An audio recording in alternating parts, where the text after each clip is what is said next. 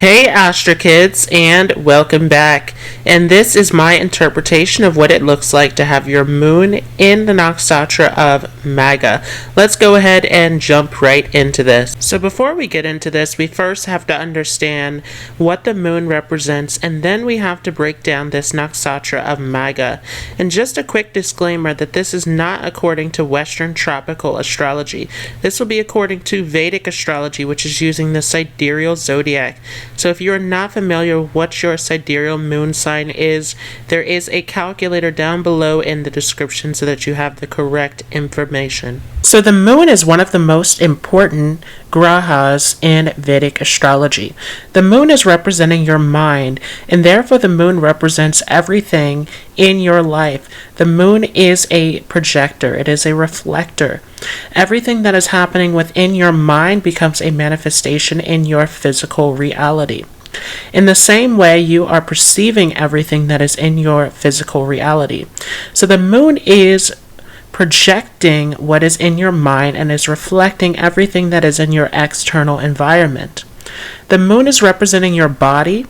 It is representing your health and vitality. The moon also is representing how you are interacting with other people.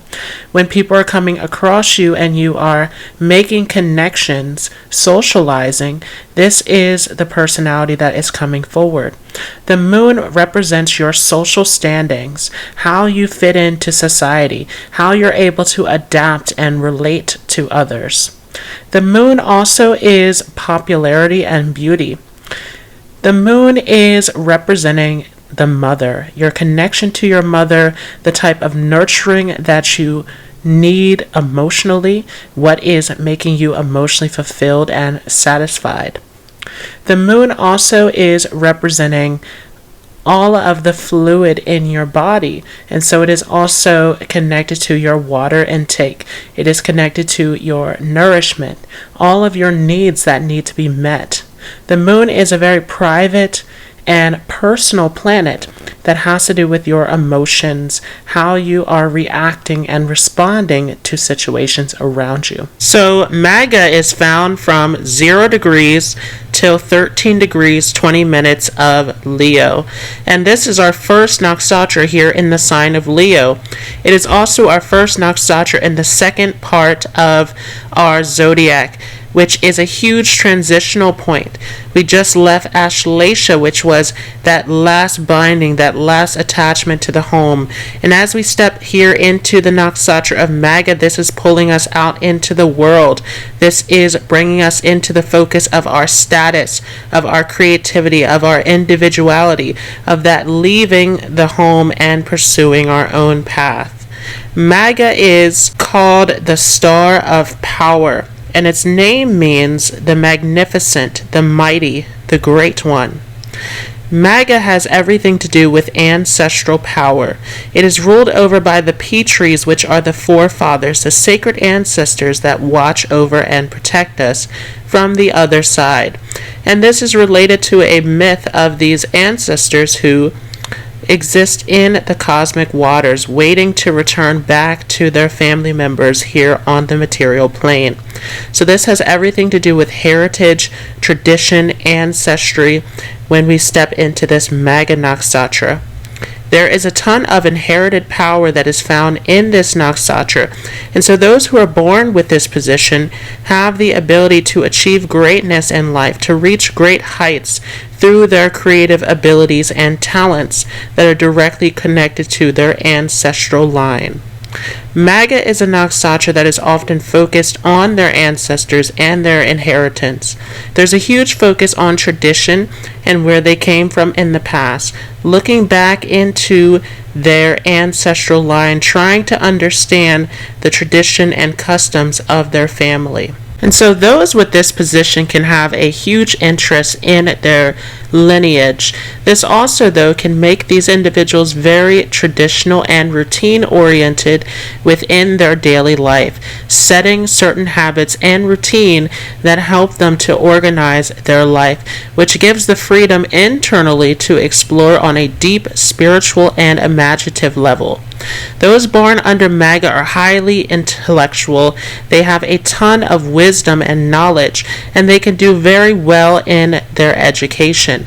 This is a position that has the ability to research very deeply, to dive into mystical and philosophical studies. And so there can be a high level of mystical knowledge found here. Very spiritual, very religious. This is a nakshatra that can make a great astrologer, that can make a great mystic, shaman. These are excellent teachers who have a ton of spiritual wisdom and deeper understanding. This is all about going back into the past. Ketu is the ruler of this nakshatra, and this is our second Ketu nakshatra. Our first was Ashwini. Ketu has everything to do with our past lives, everything that is detached from the physical, the mystical, the spiritual. It is the planet of enlightenment and liberation, and so this gives the ability to detach from the physical and to dive into deeper knowledge and understanding. There's a ton of wisdom that is found under this nakshatra. These are individuals, though, who can sometimes have confusion or delays in their education. If we look at the fifth house from the moon's position of Leo, we can see that it is ruled over by Jupiter. And we also have Jupiter that is controlling over the eighth position. So there can be a break or delay in education that can take place. This also could give confusion later on in choosing higher studies. However, these are very intellectual people, very educated people who can be very successful in their education, no matter how long that journey takes for them. These are also individuals who are workaholics, very ambitious, very much driven towards achieving success and wealth. These are people who can achieve great feats through their creativity, through their skills, through their knowledge, everything that they have attained. This gives a very innovative approach, an ability to do something very profound within the world, which draws to them a great deal of success and fame. These are individuals who sometimes can be very egocentric. There can be a tendency to look down on others who don't have the same values or the same level of awareness as they do. But there's a strong level of independence here. These are individuals who don't need to rely on others, very self-sufficient, very self-motivated, and full of knowledge and skills that they can use to their advantage. This is also a very adventurous nakshatra. These are individuals who are interested in traveling and exploring. There can sometimes be difficulty with this position in marriage and relationships due to the high level of independence. There is a very detached nature of not needing much from others, which can make it very difficult to connect and relate with others on a deeper level. Along with the high level of intelligence and independence, these are individuals who make excellent leaders. They are not about following the crowd or going the way of others, very much independent and individualistic in their approach towards life.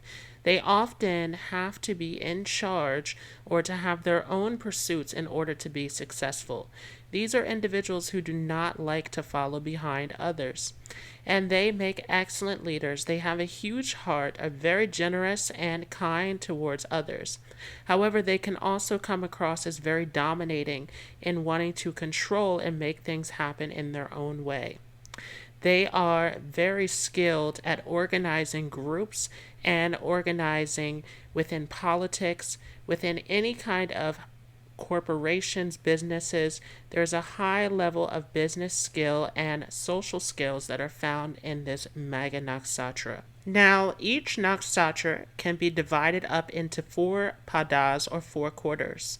And so we can take this 13-degree 20-minute nakshatra and divide it up into 4 3-degree 20-minute sections. And the first will fall from 0 degrees till 3 degrees 20 minutes of Leo. And this is a very intense portion of this nakshatra, as this is falling under the Gandanta point, as this is right at the beginning of this nakshatra, at the transitional point between Ashlesha and Magha. So these are individuals who are very strong-willed, who have a lot of strong morals and conviction.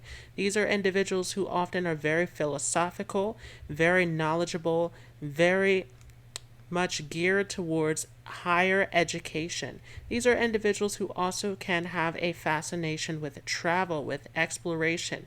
There is a very adventurous nature found in this first quarter. These are also individuals who tend to be highly connected to their father. Those who are born under the second quarter of Magha are very career-oriented, highly ambitious people with a ton of business skills and people skills, able to easily do well in the material side of life, and very much geared towards pleasure and comfort. Those who are born under the third quarter of Magha are very friendly, very sociable. They love to communicate and to connect with others. This also can be a highly sexual and attractive part of this nakshatra, easily drawing in attention from others. Those who are born in the fourth quarter of Magha can be highly sensitive and emotional, going through a ton of mood swings and indecisive moments.